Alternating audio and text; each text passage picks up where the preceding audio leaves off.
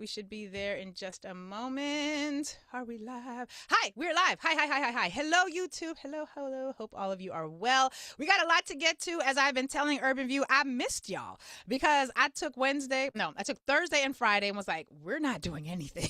I did not work here at the show. I did not do any lives. I did not do any Center for Law and Social Justice type work, although that one might be coming to bite me back in the butt because we got a lot to do. We have Giving Tuesday tomorrow at the Law Center. We've got a ton of work to get our pre-law preparatory program launched, so I'll be telling all of you all about that tomorrow. But I wanted to talk today about a couple things before we get into the news. Number one, those of you who are listening to SiriusXM on Friday, you heard a replay. It was either Thursday or Friday. You heard a replay of my conversation with the amazing, phenomenal Dr. Joy DeGruy. And she is the author of the phenomenal book, Post-Traumatic Slave Syndrome. She is she's the founder of the Be the Healing program, where she is essentially talking about the legacy of enslavement and the way in which post-traumatic slave syndrome impacts all of us. And in that conversation, I had mentioned that, years ago, I had brought her when I was a student at NYU Law School. I had brought her to NYU School of Law along with the Black Law Students Association, and she was phenomenal. It was wonderful. And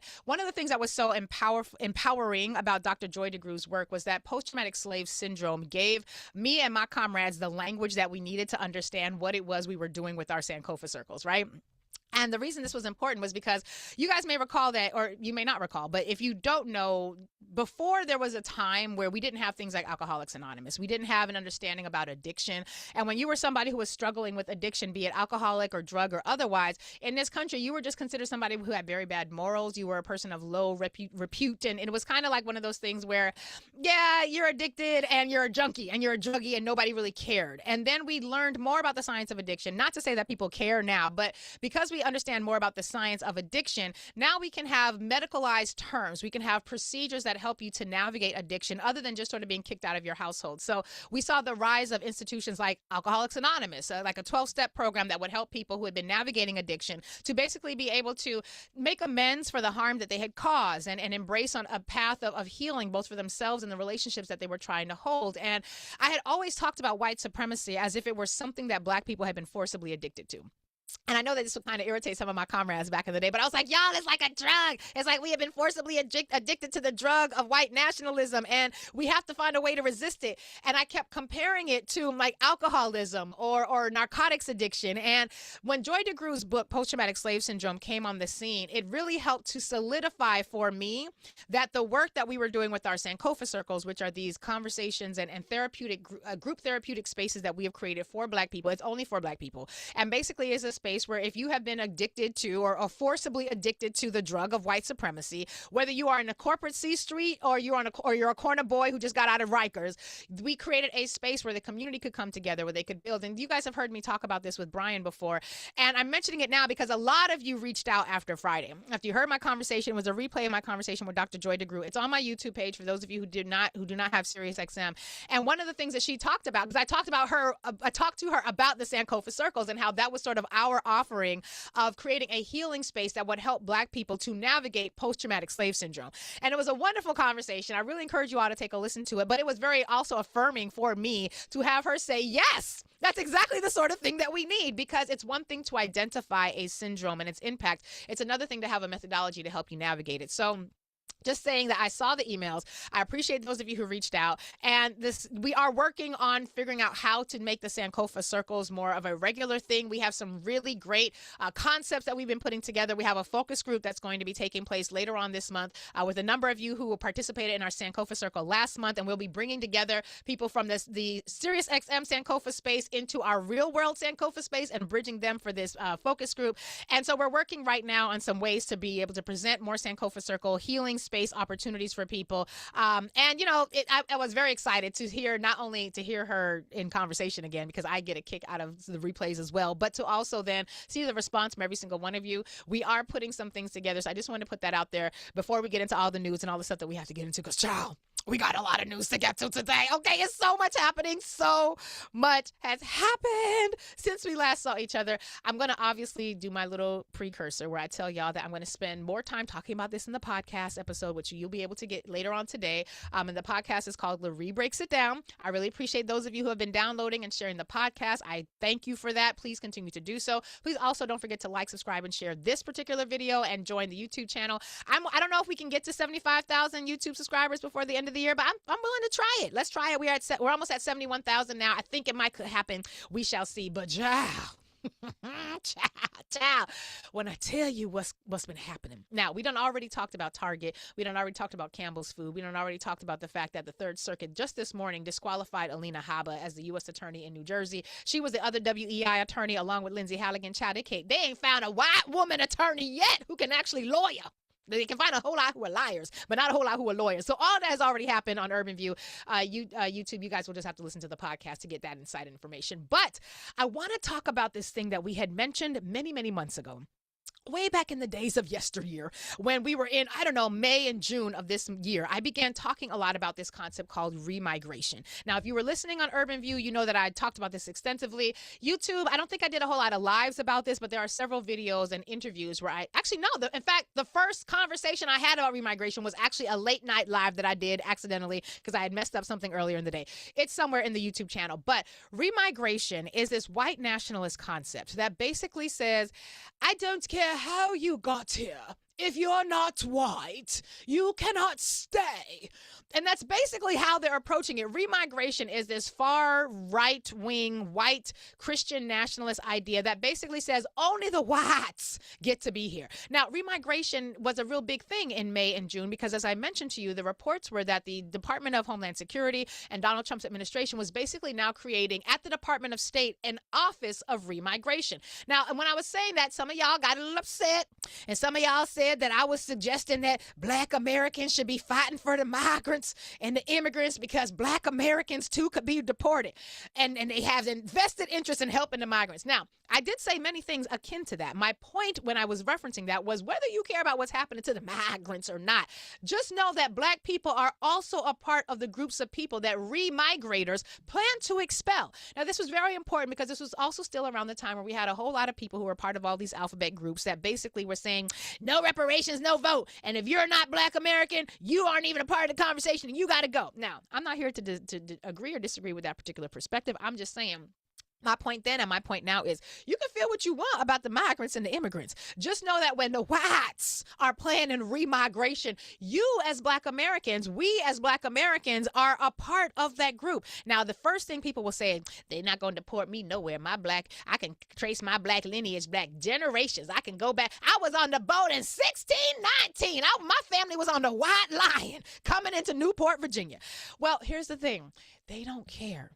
They don't care because remigrators don't care about any facts. Remigrators believe that America is their homeland. The American remigrators, they believe that America is their homeland. Now, they conveniently forget that there was millions upon millions of people who are already here, but that's not important to them. And then somebody from the Black American community will also then say, and not y'all, but we all got the cousins, and they'll say things like, well, they're not going to deport me anywhere. How could they deport me somewhere? They don't even know where they took me from. How are they going to deport me? And well, that's a great question. Also, the answer being the same. They don't care. You know how they took people from Honduras and sent them to Ecuador or sent them to El Salvador or sent them to Djibouti or sent them to Nigeria? They've been trying to they sent somebody to Ghana who was really from Sierra Leone, and then Sierra Leone came and took her from Ghana. They don't care.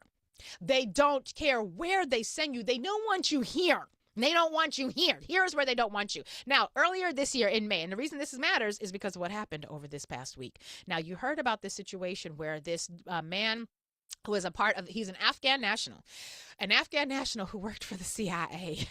He was a part of the CIA-backed Zero units, and this was a group of Afghans who were working alongside the Americans during the Afghan war, and basically they were enlisted, trained, and deployed by the CIA. And what they did in Afghanistan was basically engage in counterterrorism raids. That's what this is being called. I don't have a dog in the fight of definition. That's just what they're being called. And they were often also accused of engaging in abuse and violence against Afghan civilians. Now, from the reports, this Afghan national, who was a CIA operative, who came into these United States with the permission of the Donald Trump administration, And he was reviewed, and I don't remember which administration. I think it was the first administration. He was reviewed by Biden's administration, allowed to stay. He's still here. I don't know how it all happened. And the reports are very, very sketchy.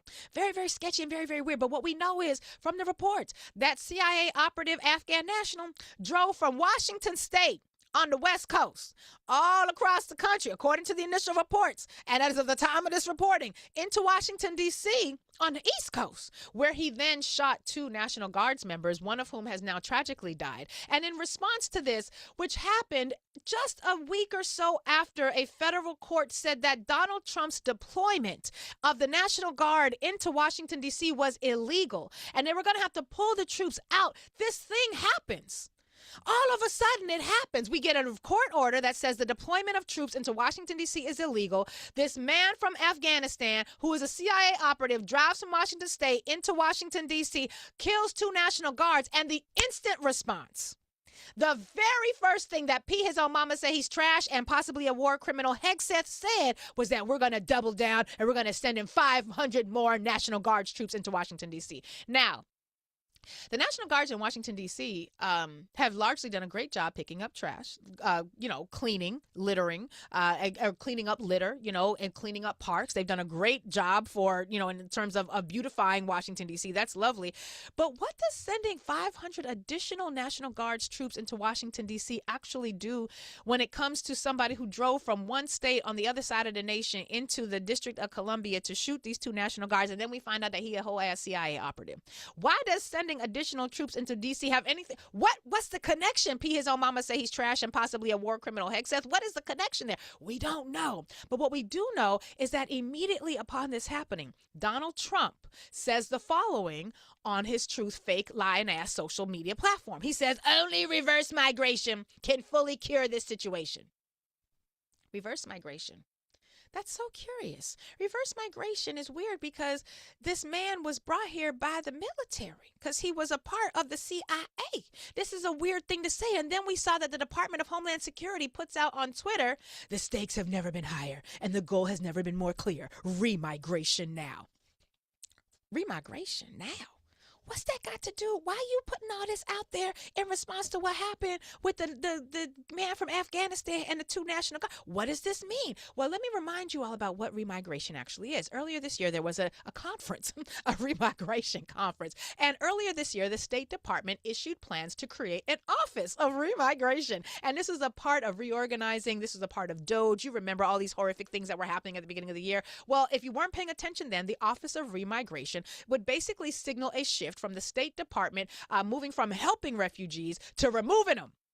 But remigration isn't just about removing refugees. Remigration is actually a European, again, far-right, white Christian nationalist idea that's got 3 basic components. The first component of remigration is basically kick out all of the migrants and the first part is stop the flow.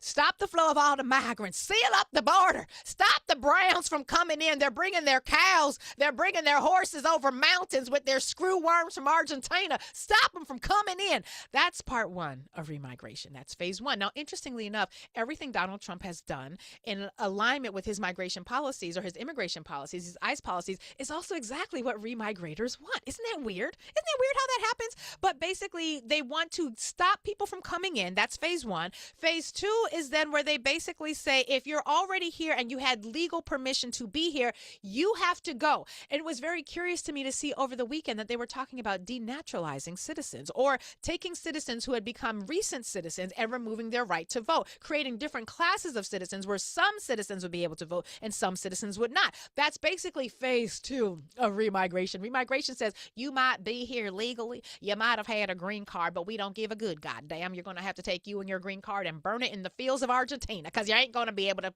choo-la-la and do all your little dancing and your ethnic things over here.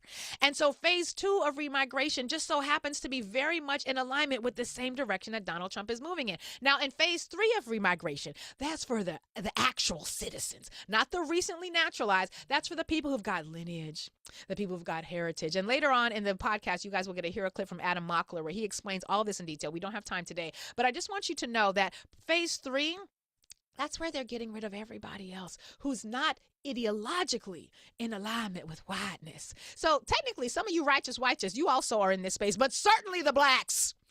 certainly the blacks. And it's so weird because I'm reading this new book, as I was explaining to Urban View. A lot of us in the Nubia space are reading this book together, Sky Full of Elephants. And in Sky Full of Elephants, all the white people disappear. I'm not going to tell you how they disappear, why, what happens. So I'm getting into it. It's an amazing book. But in Sky Full of Elephants, all the white people disappear. And then everybody who's left has to figure things out. Now, Remigration, it's weird to be reading that book because at the same time that they're talking about remigration where they want everybody but the whites to disappear.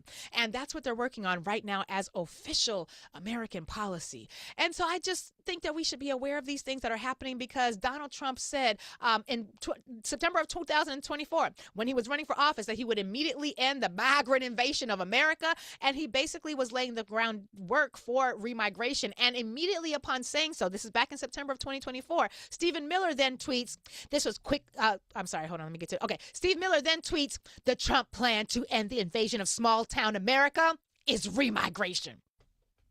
This was over a year ago.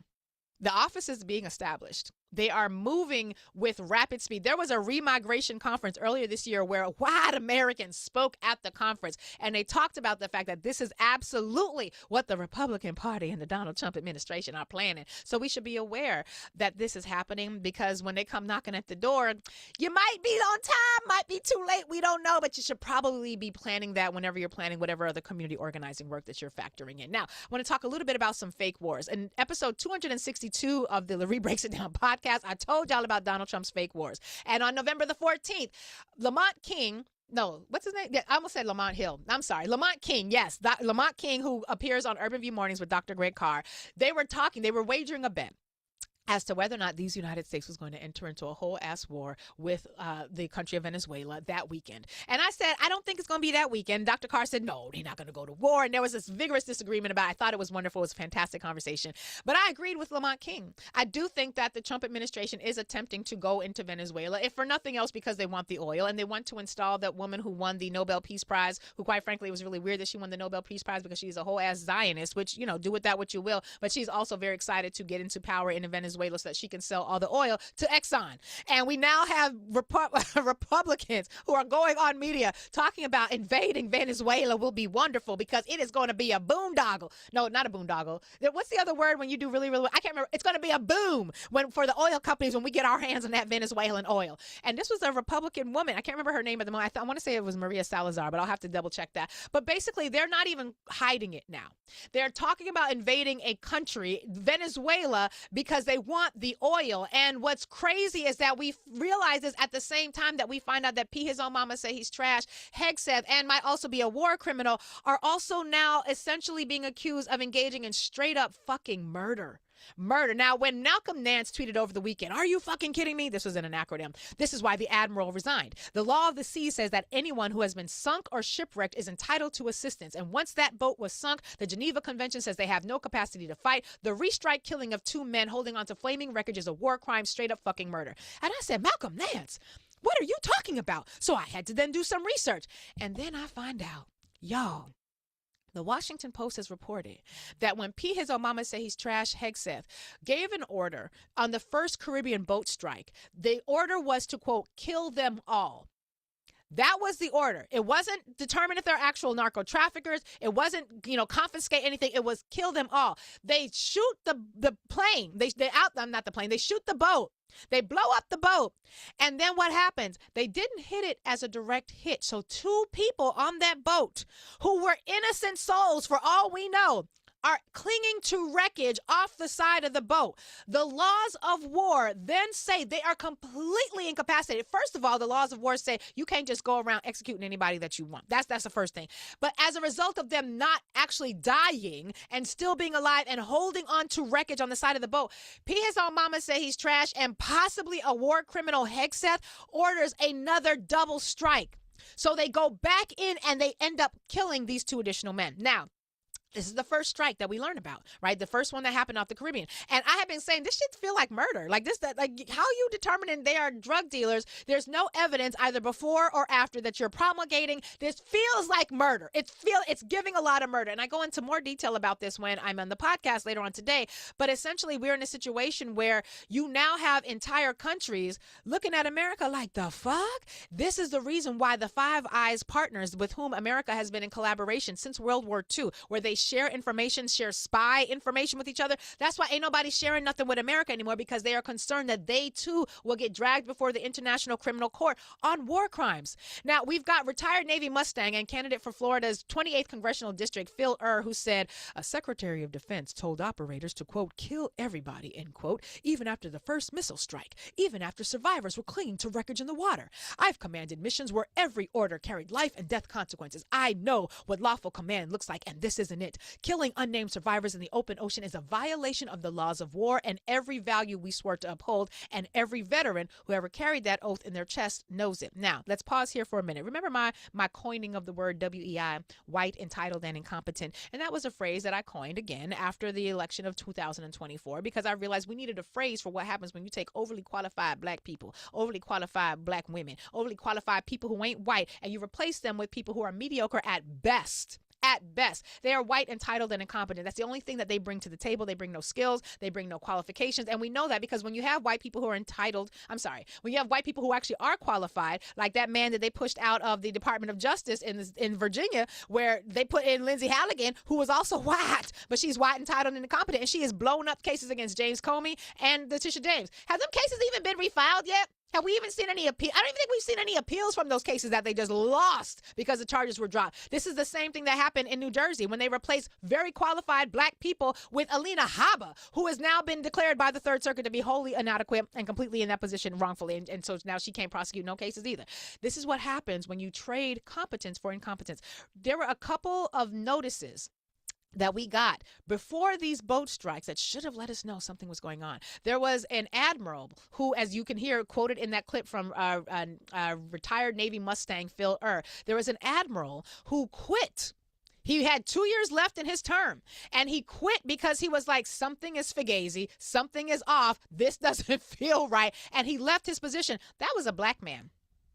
That was a black man. And that was a black man who was like, you know what? I can already see how this is going. I can see how you are all attempting to basically put me in a position where I'm going to be the one holding the bag. What I'm not going to do is hold your bag. That black man got out. And I'm trying to find his name because I want to give him the credit for being smart enough and having enough integrity to leave. But I cannot find his name. I'll have to find it before we do the podcast. But basically now you have the president of Colombia, who is now going on record once again as saying in Spanish, he said, a clan of pedophiles wants to destroy our democracy. To keep Epstein's list from coming out, they send warships to kill fishermen and threaten our neighbor, Venezuela, with invasion for their oil. Ain't nobody in the world fooled. Everybody understand exactly what's going on. And now, his own mama say he's trash Hegseth and possibly a war criminal, might be in some trouble. So I want you all to take a listen to this clip. This is Donald Trump, who's talking to reporters. And you know that thing that Donald Trump do once he don't have no more use for you? When he basically start talking like, I don't even know you.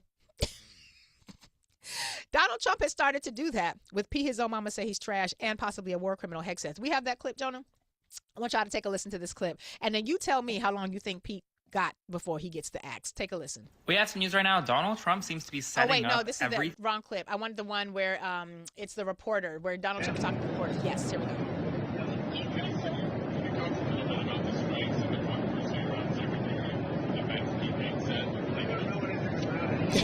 He said he did not say that, and I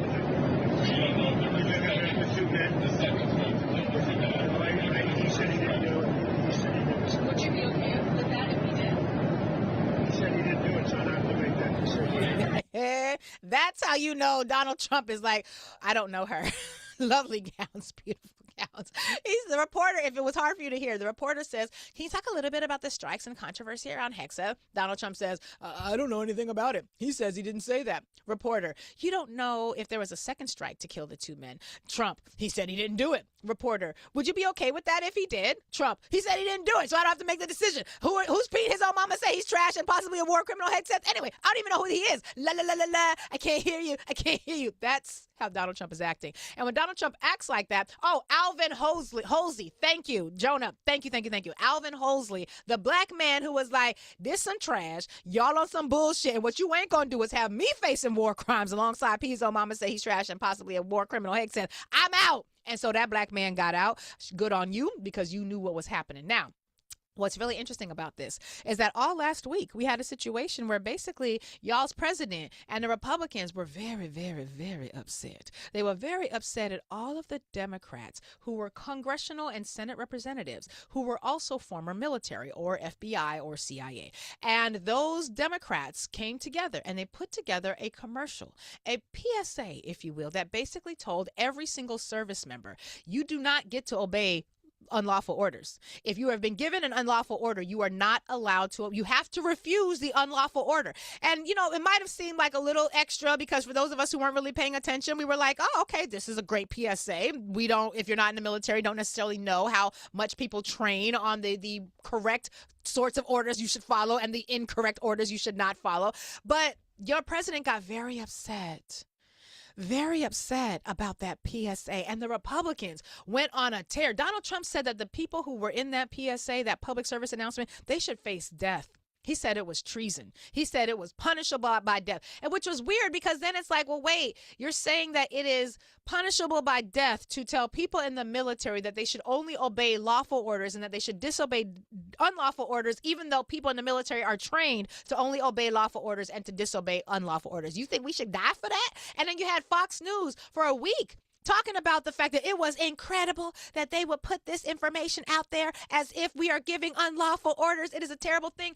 And so to have all of that, to be doing all of that extra, you know, like it wasn't me, like to be doing all of that only to find out your asses really were giving very, very unlawful orders. Pete, his own mama, say he's trash and possibly a war criminal, Hegseth. And what's interesting to me is that we know that it wasn't just Petey who was hitting the button. In fact, we know for a fact it was not Pete who hit the button. It was whoever Pete ordered to hit the button. And when Pete ordered someone to hit the button to strike those boats, and that person who got the order then told someone beneath them to also tell someone beneath them to hit the boat, and then they did it. According to the Washington Post, the September 2nd boat strike again initially left 2 survivors. The Post then alleges that Admiral Mitch Bradley, who is the head of the Special Operations Command, then ordered a second strike in order to comply with Hegseth's orders and to ensure the survivors couldn't call other traffickers to retrieve them and their cargo. I might have been born at night, but I goddamn for sure was not born last night. You mean to tell me while they're clinging to the side of wreckage from a boat that's already been blown out of the water, where was they gonna call somebody, Admiral Mitch Bradley? They had a phone in their pocket in a waterproof bag. They were just gonna pull it on out while clinging to life after seeing their friends and family members blown up to smithereens. They was gonna call other traffickers to come pick them up out the ocean while your drones are still over. Are we stupid or is you dumb? Because it can't be the former. It's got to be the latter.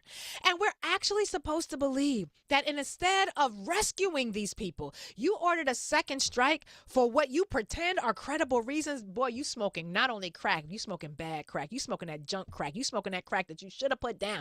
Step away from crack. Crack is whack. Whitney Houston tried to tell us this. But now it's not just P. His own mama say he's trash and most likely a war criminal, Hegseth, who's going to be facing some trouble. Admiral Mitch Bradley, where are you at? Who are these folks who were reporting to you that actually carried out this order? Where are they at? Because I know y'all believe that the Supreme Court gave Donald Trump immunity. That only works in these United States, okay? It does not work for anybody else but Donald Trump. It only works for these United States. And what it also means is that everybody who got that order and made a decision to comply, to follow an unlawful order, is now liable. Use responsible. And your president is planning to now invade Venezuela. That's what he says he's planning to do. That's what he's trying to do. And I just want to know, where are the white boys? Where are all the white boys? Aren't y'all excited about this?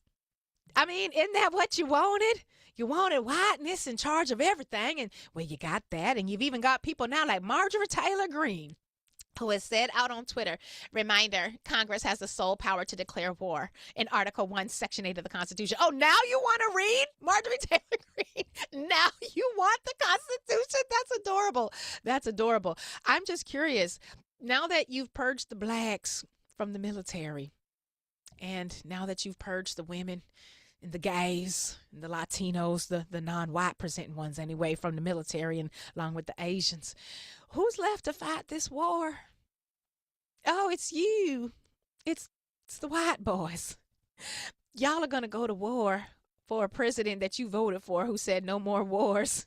And he's going to war for oil, which they have all said is the real reason. And they're now also facing war crime charges and allegations in a war that you're going to have to help play out. Was it worth it, MAGA? USA. USA. Y'all in a heap of trouble. But I'm going to be over here minding my black business, just like I did on Black Friday. I'm going to be over here minding my black business where, just like I did on Small Business Saturday, all I did was focus on blackness. I focused on us, focused on what we need to do together. It's a good thing I'm not a part of a military that's now led by people who are facing war crimes, charges, and allegations. I really appreciate that. Now, for those of you who are, we will be praying for you. You may need to make some decisions about how you continue your engagement or what it is that you do. You should also get real clear on the military code of justice.